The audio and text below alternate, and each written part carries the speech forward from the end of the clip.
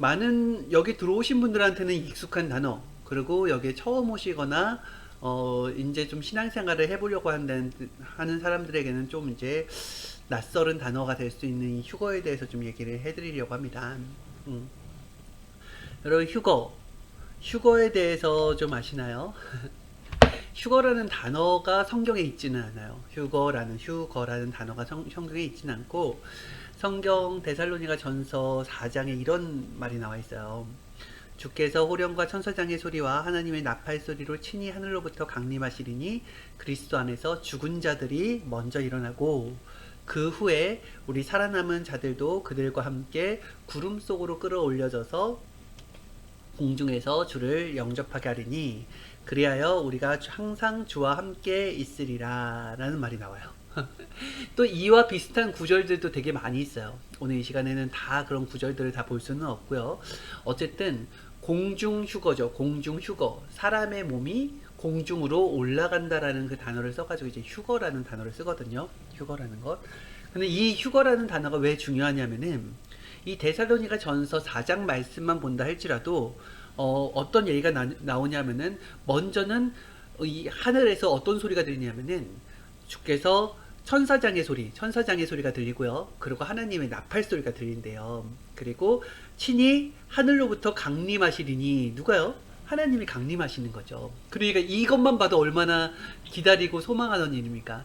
내가 기다리던 하나님이 그동안 보이지 않던 하나님이 하늘에서 이 땅에 강림을 하시는 거예요. 그러면서 하늘에서는 나팔 소리가 나고요. 그리고 천사장의 소리가 나는 것입니다. 예. 이것만 해도 설레인데 이렇게 될 때 이 땅에는 어떤 현상이 일어나냐? 죽은 자들이 일어난다 그랬어요. 죽은 자들이 일어나고, 예. 그리고 무덤 속에 있던 자들이 나온다라는 거예요. 무덤 속에 있던 자들이 나온다. 그리고 우리가 그때 살아있는 자들 있잖아요. 살아남은 자들. 그때까지, 하나님이 내려오실 때까지 살아남은 자들은 함께 이 무덤 속에서 일어난 자들과 지금까지 남아있는 자들이 함께 어디로 가요? 구름 속으로 끌어올려가요. 구름 속으로 끌어올려서 공중에서 주를 영접한다. 공중에서 주를 영접하게 하시리니 그리하여서 마지막 결론, 우리가 항상 주와 함께 있으리라. 이게 결론이에요. 어찌 보면은 그리스도인에게는 굉장히 소망의 말이에요. 소망의 말.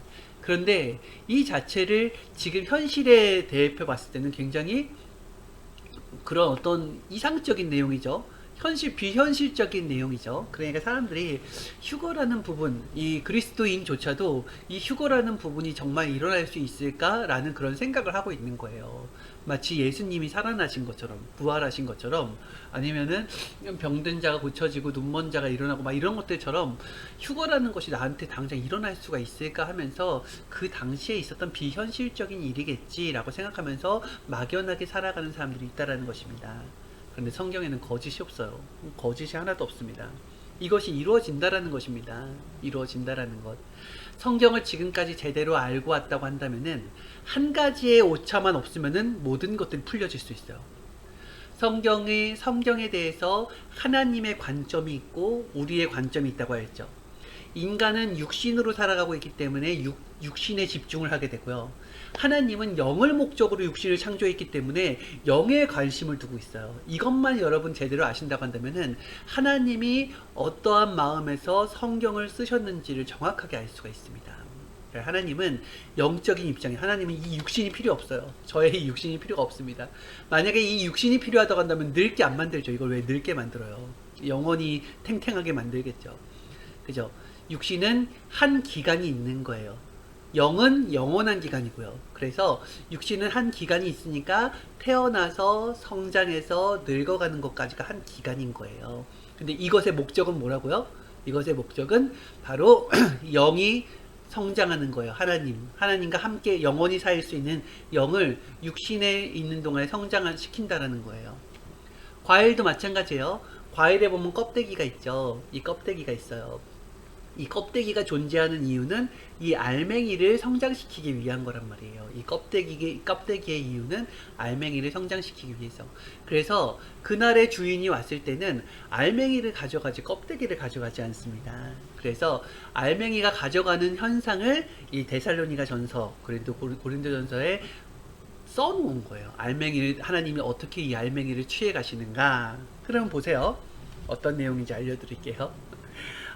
주께서 호령과 천사장의 소리와 하나님의 나팔 소리로 친히 하늘로부터 강림하시리니, 하나님이 이 땅에 강림하시려면은 반드시 뭐가 필요하냐면 육신이 필요합니다. 육신. 하나님은 영이시기 때문에. 인간은 영과 육이 다 있는데 하나님은 영밖에 없어요. 근본 존재밖에 없다란 말이에요. 그래서 하나님이 이 땅에 강림을 하시려면 반드시 육신이 필요하다. 그 육신이 누구예요? 예수님이었죠. 우리 성경상에 나온 인물로는 예수님이었단 말입니다. 그래서 예수님의 육신이 나왔을 때 하나님이 강림하실 수 있는 거예요. 그래서 하나님의 강림은 언제 이루어져요 하면은 메시아가 나타났을 때 하나님은 여러 사람의 육신을 쓰는 게 아니에요. 구약 때처럼 모세도 쓰고 노아도 쓰고 아브라함도 쓰고 요셉도 쓰고 다 썼잖아요. 이게 아니에요. 그는 하나님의 육신으로 쓴 것이 아니라 하나님의 심부름꾼, 그래서 그 당시는 이제 주의 종관계였죠.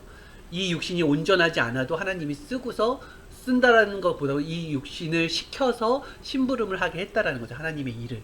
그죠? 그거하고 하나님이 아예 강림해서 이 땅에 내려와서 이 땅에 다니는 거하고는 다른 거예요. 그러려면 온전한 육신이 와야 돼요. 죄가 없는 육신. 그래서 이 땅에 유일하게 죄가 없는 육신이 바로 예수님이었던 것입니다. 예수님을 쓰고서 하나님이 이 땅에 강림을 하신 거예요. 그러면은 호령과 천사장의 소리와 하나님의 나팔 소리, 이거는 무엇일까요? 하나님의 나팔 소리, 하나님의 나팔 소리, 이건 나팔 소리는 바로 말씀에 비유한 거예요. 천사장의 소리도 말씀이고요. 하나님은 뭐냐면은 이 땅에 강림하실 때 하나님의 육으로부터 뭘 하게 하냐면 말씀을 줘요. 왜? 말씀을 줘야지 알려줘요. 현상으로 나타나는 게 아니에요. 현상은 하나님한테 중요한 게 아니에요. 왜냐하면은 인간을, 무지를 깨우쳐야 돼요. 이 무지, 어둠에서 빛이라고 하는 것은 빛을 비추면 어둠을 걷어내야 되는 것이에요. 그래야지 이게 빛이 보이는 거예요. 내가 안대를 끼고 있어요. 안대를 끼고 있으면 어두운데 안대를 벗겨냈어요. 그러면은 환히 밝아지는 거예요. 그와 같이 우리 소경의 눈을 밝혀야 돼요. 그러려면 어떻게 해야 돼요? 이 소경의 눈은 눈에 가려져 있어서 안 보이는 게 아니라 눈이 있으나 안 보이는 거예요. 살아 있으나 죽었다 그랬어요. 믿음이 있으나 죽은 믿음이라 그랬어요. 그게 뭐예요? 깨우치지 않는 믿음. 낮은 상태에서의 믿음. 낮은 상태에서의 사랑이라는 것. 그래서 하나님이 이 땅에 강림하실 때는 반드시 뭘로 강림하신다? 말씀으로 강림하세요. 그래서 예수님이 오셨을 때 가장 많이 한 것이 뭐였냐면은 불을 던졌어요. 무슨 불? 말씀의 불. 하나님의 나팔을 계속 불고 다녔단 말이에요. 나팔 소리를 계속. 예수님이 계신 동안에는 이 땅에 나팔 소리가 끊이질 않았어요. 그래서 이 땅을 깨웠어요. 그러면은 거기에서 죽은 자들이 먼저 일어나고 라고 한 건 뭐예요? 뭐가 죽은 자들이? 무덤 속에서 죽은 자들이 먼저 일어난다는 게 아니에요. 지금 현재 살아있는 사람보다 지구가 있는 동안에 죽은 사람들이 훨씬 많습니다. 이들이 다 살아나면 지구가 아마 꽉 찰 거예요. 서로 막 마치 지하철에 살듯이 이렇게 막 낑겨서 있을 거예요. 그런 사람들 살린 게 아니에요. 예수님이 오셨을 때 구약의 아브라함을 살려낸 거 아니잖아요. 예수님이 오셨을 때 모세를 살려낸 거 아니잖아요. 거기서 하나님이 말씀하신 건 죽은 자들이란 어떤 자들이라 하면은 바로 영적으로 죽은 자들이 얘기하는 거예요.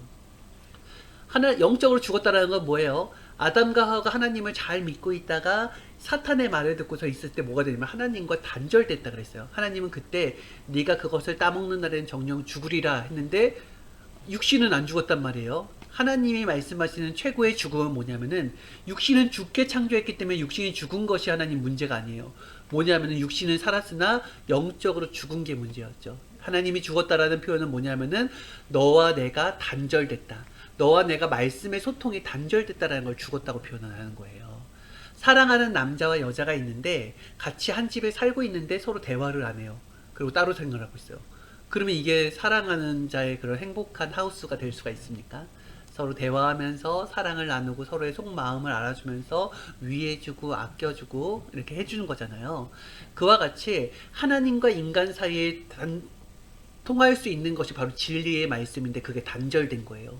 그러면은 죽었다고 하는 거예요. 아모스서의 8장에 나왔던 말씀도 뭐예요? 이 땅에 많은 자들이 기근을 겪을 것인데 그게 물이 없어서 가람이 아니고 먹을 것이 없어서 가람이 아니라 하나님의 말씀이 없는 가람이라. 젊은이들이 툭툭툭툭 쓰러지고 청년들이 툭툭툭 쓰러지리라 이런 얘기를 했잖아요. 하나님은 계속해서 이 땅 가운데 영적인 말씀이 필요하다는 것을 절대적으로 가르쳐 준 거예요.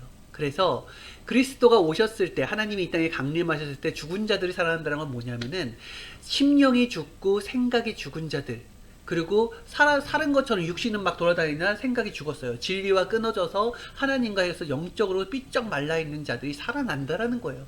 왜? 하나님의 나팔 소리를 듣고 그리고 영적인 말씀을 듣고 살아난다라는 것입니다. 그리고 살아있는 자들도 그 구름 속으로 함께 끌어올려 들어간다라는 건 뭐냐면은 죽은 자들 이제 심령이 막 살아났어요. 그리고 그 당시에 죽지 않은 자들도 있었죠. 계속 기도하고 하나님 말씀 보고 하면서 죽지 않은 자들도 같이 살아난 자들과 함께 돼가지고 이제 문제는 뭐예요? 구름 속으로 끌어올려간다. 구름의 의미를 여러분들 한번 배운 적이 있죠. 구름의 의미.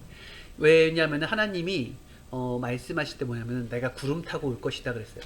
내가 예수님도 구름 타고 온다 그랬어요. 근데 여러분 예수님이 구름 타고 오는 거 본 적 있습니까? 구름을 타고 온다라고 하는 것은 하나님이 만든 구름, 창조한 구름은 인간이 탈 수 있게 만든 게 아니에요. 육신이 탈 수 있게 만든 게 아닙니다.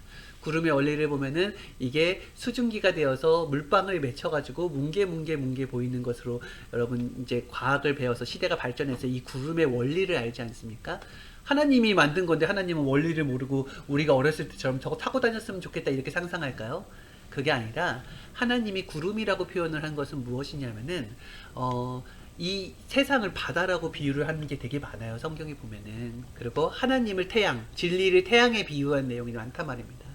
이러한 진리, 뜨거운 태양과 같은 모든 것들을 다 녹이고 태워버릴 수 있는 어마어마한 진리, 태양 같은 진리의 말씀이 이 땅, 세상의 바다, 오염된 바다죠. 어찌 보면 세상 바다는 겉으로 보기에는 맑아 보이나 그 안에는 각종 쓰레기도 있고 여러 가지가 막 있어요.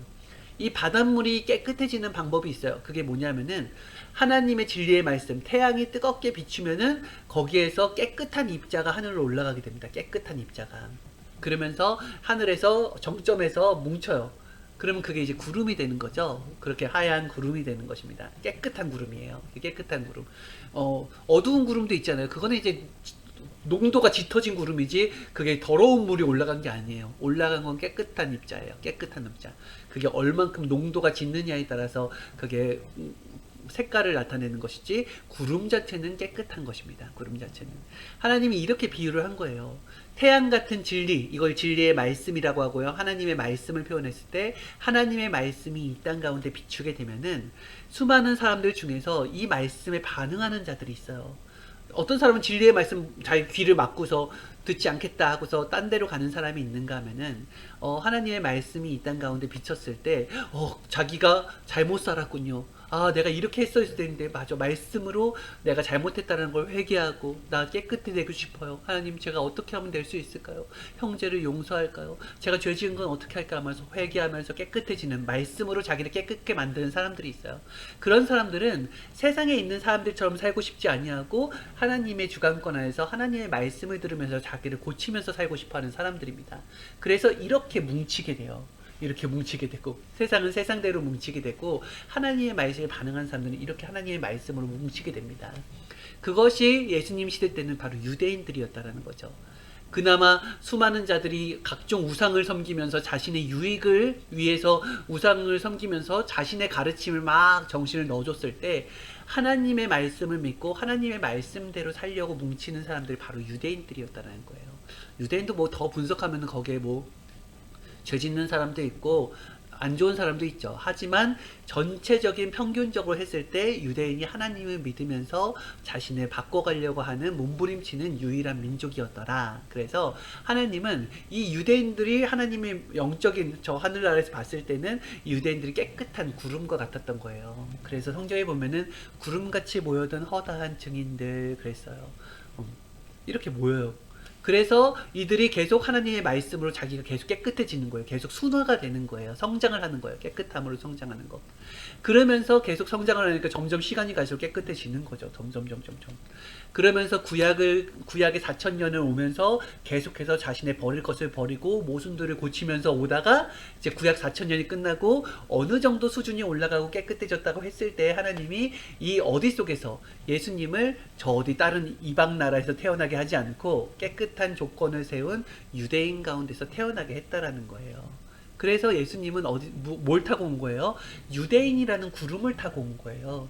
그러니까 하나님이 이 계시를 이사야 선지자나 이렇게 구름 타고 온다라는 계시 다니엘한테 보여준 것은 무엇이냐면은 구름 타고 온다라는 말은 바로 너희들 하나님 나 태양 같은 진리의 말씀을 듣고 변화를 거듭한 너희들 안에서 메시아가 나올 것이다. 너희들 안에서 내 몸, 내 육신이 나올 것이다. 나는 그를 통해 강림할 것이다. 이거를 예언한 거란 말이에요. 이거를 이제 여러분 이해가 되겠죠? 이것이지 아니면 뭐 천재지변이나 이 문자 그대로를 그냥 믿고 가겠습니까? 그럼 평생 기다려도 이 성경의 일은 일어나지 않아요. 그럼 예수님이 가짜죠. 그렇지 않습니까? 일어나지도 않는 일을 얘기했으니까 가짜죠. 알겠죠? 그러니까 하나님의 말씀, 하나님의 날팔 소리가 했을 때 하늘로부터 하나님의 육신한테 강림을 하고 그 육신은 어떻게 공중에서 주를 영접하리니 했으니까 바로 공중이라고 하는 건 뭐예요? 바로 하나님 앞에 전체 나라를 비추어서 봤을 때는 유대인들이 구름이었는데 온 우주를 따졌을 때는 이 지구라는 것이 바로 하나님 앞에는 공중인 거예요. 공중. 하나님의 이 지구에 대한 역사잖아요. 지구를 위해서 태양이 필요하고요. 지구를 위해서 별들이 필요하고요. 지구를 위해서 우주가 필요한 것입니다. 지구라는 핵심지를 위해서. 하나님 앞에는 이 지구가 바로 공중이에요. 공중에서 주를 영접한다. 그래서 그와 함께 영원히 거한다라고 하는 것이 바로 하나님은 천상천국을 지상천국에 이루시는 것입니다. 여러분 천상천국만 바랍니까? 아니에요. 천상천국도 내가 변화되고 부활되고 해서 결국에는 휴거를 이루었을 때 주와 함께 영원히 살 수 있는 것이 천상천국이고요. 지상천국도 뭐냐면은 내가 변화되고 부활되어서 지상에서 주님을 모시고서 사는 것은 바로 여기 지상천국이 이루어지는 것입니다. 똑같아요. 내가 변화를 이루어서 내가 주님을 모시고 신랑 되신 주님을 모시고 사는 곳이 바로 천국이에요. 그것이 바로 지상천국이요. 그것이 바로 천상천국이요. 그것이 바로 화장실 천국이요. 그것이 바로 저 공원 천국이요. 여러분의 집의 천국이요. 모든 곳을 가는 곳곳마다 주와 함께 모시고 가는 것이 그게 천국이라는 것. 진리의 말씀을 모시고 가는 것이 천국이라는 것을 여러분 잊으면 안 돼요. 그래서 변화되는 것이 굉장히 중요합니다. 알겠죠? 되게 중요해요. 그래서 휴거라는 개념을 여러분 그냥 나는 빨리 예수님 믿고서 그냥 빨리 죽어버렸으면 좋겠다. 천국 갔으면 좋겠다. 이렇게 생각하는 사람들이 있어요. 그거 큰일 날 말이에요. 내가 지금 하나님 믿고 예수님 믿고 있어요. 주를 믿고 있어요. 근데 내가 지금 죽었어요. 그렇다고 내가 지금 천국이 아니라니까요. 아니에요. 여러분 착각하면 안 돼요. 믿었다라는 것은 내 기준에서 믿었다라는 게 아니에요. 여러분 그러잖아요. 우리가 믿었다고 하잖아요. 믿는 도끼에 발등 찍혔다고 하죠. 그죠? 믿음이라는 말과 사랑이라는 말을 우리는 막 남발하는데 사랑한다고 하면서도 사람을 때리고 죽이고요. 믿는다고 하면서도 실제로는 그 사람을 믿지 않아요. 우리의 믿음의 척도는 하나님의 기준에서 봤을 때는 온전한 믿음이 아니다라는 것입니다. 마치 행함이 없는 믿음이 죽은 것 같이 내가 하나님을 믿고 주님을 믿는다고 하면서 내 마음대로 행동을 해요. 하나님이 원하시지 않는 행동을 한다라는 거죠. 그럼 믿는다고 할 수가 없는 거잖아요. 그래서 내가 바로 지금 하나님을 안다, 내가 하나님을 인정한다라는 것을 믿음으로 착각하면 안 돼요. 하나님이 계시는 것을 인정하고 예수님의 말 인정하지만 나는 내 삶을 살겠다면 그 사람은 믿음이 없는 사람이란 말이에요. 온전한 믿음을 가져야 됩니다. 그러려면 어떻게 해야 돼요? 온전한 믿음을 가지려면 갑자기 태어나서 교회를 다녔다고 해서 믿음이 확 생깁니까? 아니에요. 교회 다니는 거 상관없어요. 이번 코로나 때 다 드러나죠? 교회 안 가니까 신앙생활을 아예 안 하고 있는 사람들 많잖아요. 교회에 가나 안 가나 우리는 신앙생활을 할 수 있는 자들입니다. 왜냐하면은 영이신 하나님을 모시는 것이고 영이신 하나님을 사랑하는 것이기 때문에 그 행위가 바로 그 행위가 하나님을 모시고 사는 행위, 그리고 하나님이 가르쳐준 말씀대로 살고자 하는 그 행위가 바로 휴거의 삶이라는 거예요. 휴거라는 것은 뭐예요? 마지막 단어만 하면 돼요. 우리가 항상 주와 함께 있으리라. 이것만 생각하면 돼요, 여러분. 그 항상, 영원히 항상 함께 있으리라. 이것을 실현하기 위해서 하나님한테는 휴거가 절대적으로 필요하고, 우리가 원하는 것도 사실 근본적으로 뭐예요? 바로 휴거라는 것을 여러분 잊으면 안 된다라는 것입니다. 그래서 휴거를 어떻게 표현하냐면은 한 남자와 한 여자가 결혼을 하는 것과 같이 표현을 했어요. 신랑과 신부로 표현한 내용들이 성경에 많이 나옵니다. 그러면 결혼이라는 건 뭐예요? 서로 연애하는 기간, 서로를 알아가는 기간이 있죠. 그러다가 이것이 사랑이 점점 싹터가지고 진짜 우리 언약을 하는 기간이 있어요. 예식을 하는 기간, 결혼식의 기간이 있어요. 그 다음에 또 무슨 기간이 있어요? 함께 사는 기간이 있어요. 같이 사는 기간. 똑같아요. 이와 같이 이 땅에서 남자와 여자가 서로 알아가고 그러면서 사랑을 하고 결혼을 하고 함께 사는 이 과정이 바로 하나님과 함께 살기 위한 예행 연습이에요, 여러분. 이 땅에서 하는 모든 것들은 예행 연습입니다. 근본은 뭐예요?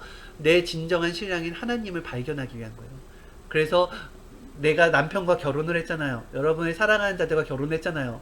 그런데 온전한 사랑은 아니잖아요. 이 남자도 하나님을 사랑하는 사람이 아닐 수도 있고 이 여자도 하나님을 사랑하는 사람이 아닐 수도 있는 거잖아요. 그러다 보니까 뭐예요?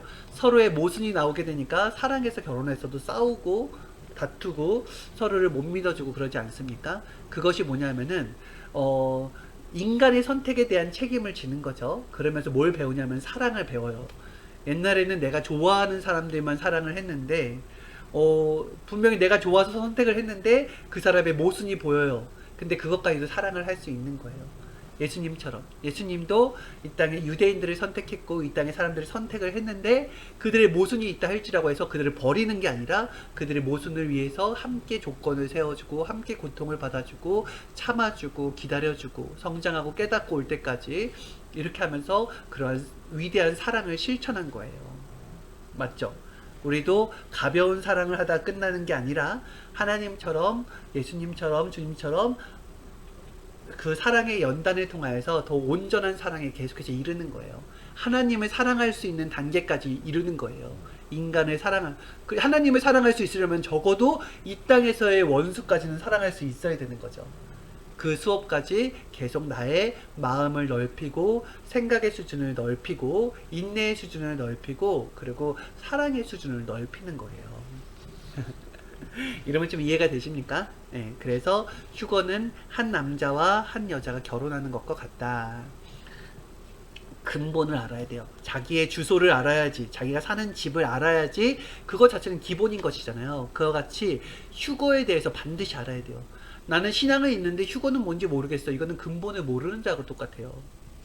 성경에는 쓸데없이 써놓은 표현이 하나도 없습니다. 그리고 이거는 이루어지고 저거는 안 이루어진다. 이것도 없어요.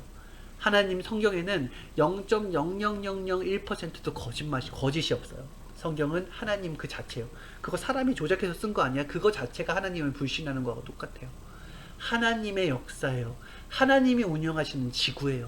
수학도 과학도 예술도 스포츠도 모든 것들을 다 하나님이 주관하고 계세요. 하나님이 믿는 사람들만 운영하시는 게 아니에요. 안 믿는 사람들의 모든 것까지 하나님이 다 운영하십니다. 결국에는 하나님이 영적인 뜻을 이루기 위해서 지구의 모든 사람들을 성장시키는 거예요. 성장은 영만 성장하면 되는 게 아니에요. 육도 성장을 해야 돼요. 그래서 영과 육을 다 관리하시며 오는 것이 바로 하나님이시다. 개인이 휴거 차원을 높이는 방법이 있어요. 그것은 뭐냐면은 첫 번째는 기도라고 하였습니다. 이 기도는 대화, 호흡과도 같다 그랬죠. 그리고 두 번째는 바로 말씀이에요. 하나님이 말씀으로 오신다고 했으니까 말씀이 되게 중요하겠죠. 세 번째는 뭐냐면은 하나님을 사랑하는 것. 그리고 이 시대 말씀을 행하는 것. 이거예요. 그래서 기도, 말씀, 사랑, 행함. 이것이 바로 휴거의 차원을 높이는 방법이라 그랬어요. 휴거는 그때 하나님이 내려오실 때 만나가지고 딱 해서 쫙 가자 이것이 아니에요. 하나님을 만난다라고 하는 것은 하나님을 믿는다라는 것은 차원이 계속 높여져요. 여러분도 보세요. 이 사람을 사랑해서 결혼했는데 이 사랑이 계속 영원히 가지 않죠. 그죠? 이 사람이 사랑해서 결혼했는데도 서로 싸우고 지지고 볶고 막 별걸 다 하잖아요. 그러면서 뭐가 높아져요? 생각의 차원이 높아지고 사랑의 차원이 높아져요. 그 사랑이라는 것은 어느 현상, 눈이 맞아서 서로 감정으로 이루는 게 사랑이 아니구나라는 것을 깨닫게 돼요. 그러면서 이런 사람들까지 사랑할 수 있는 마음들이 점점 커지는 거죠. 그와 같이 하나님을 만났다고 해서 사랑이 아니라 계속 차원을 높이는 거예요. 하나님적 차원으로 계속해서. 개인이 열심히 해서 차원을 높이는 것도 있고, 하나님이 이 시대적으로 차원을 높여가는 게 있어요.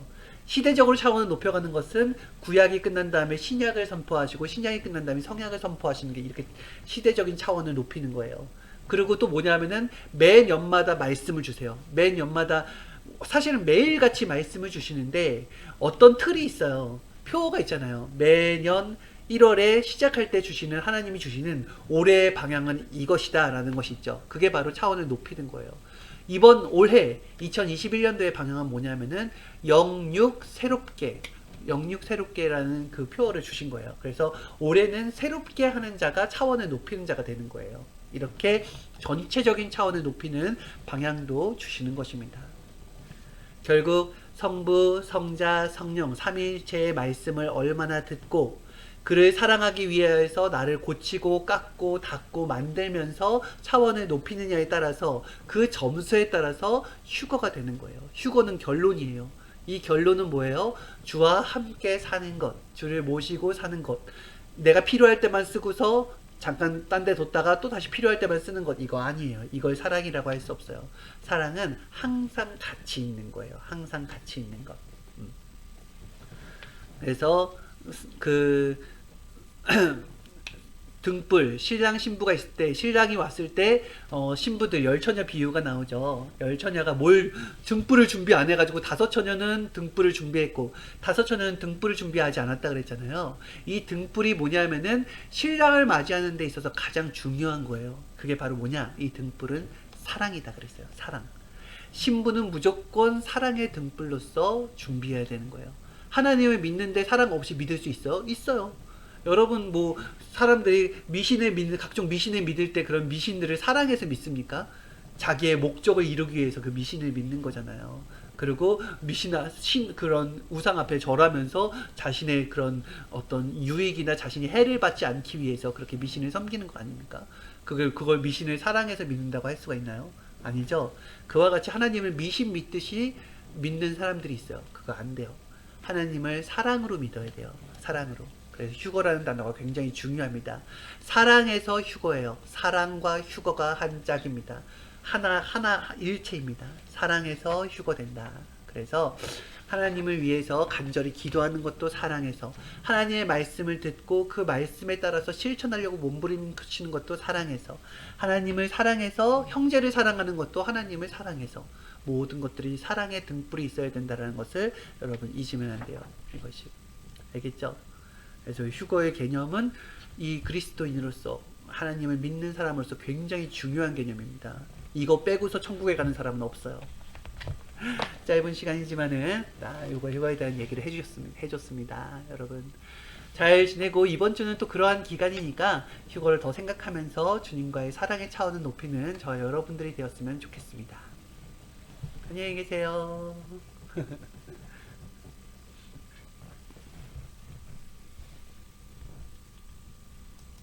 네, 여러분 좋은 시간 되세요.